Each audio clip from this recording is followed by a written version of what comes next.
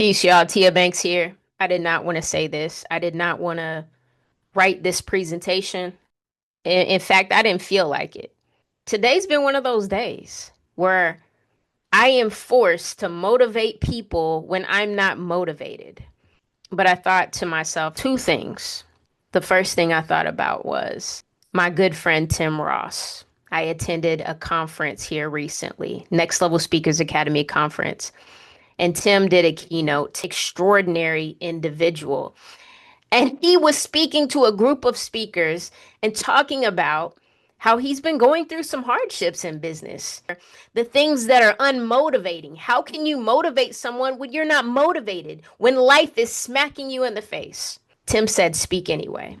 He locked in even more on his message. He still puts out speaking content and podcast content. So then I thought, if a rapper doesn't feel like rapping, like they still rap anyway. Like when I think about Jasmine Sullivan, she had a concert not too long ago and she was sick and surely her vocal cords were affected because you could hear it, but she sang anyway. Singers sing, speakers speak, teachers teach, educators educate, no matter the circumstance. And yes, we want conditions to be in our favor, but don't let your condition compromise your consistency.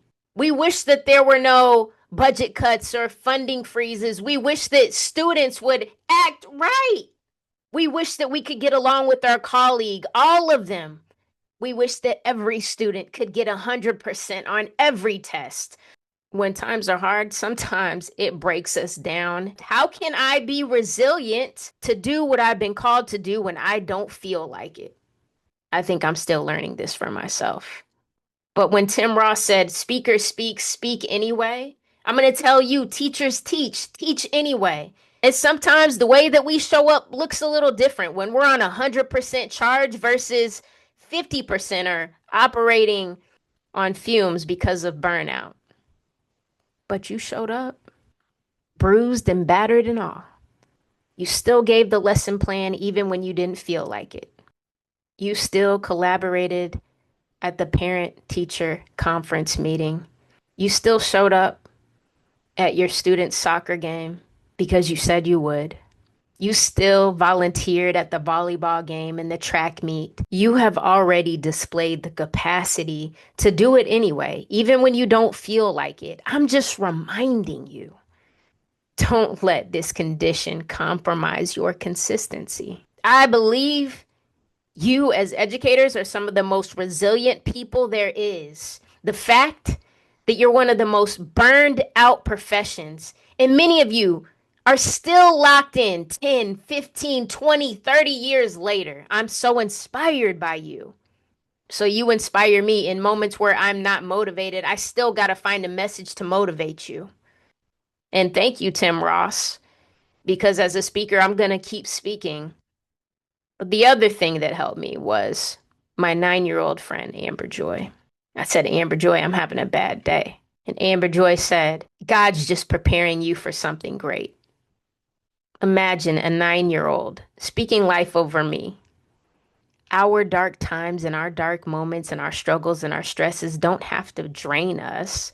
But when they do, God is prepping you for greatness. That's why the best dishes weren't created in the microwave. They've been marinated, slow roasted, and baked to perfection in growth, absorbing the seasonings of greatness, resilience, perseverance, determination. This recipe is going to set you up for success, and it may not look like it, especially when you're not motivated, but do it anyway. Because speakers speak, rappers rap, singers sing, teachers teach. And that's what you've been called to do. That's a mind over mountains mentality.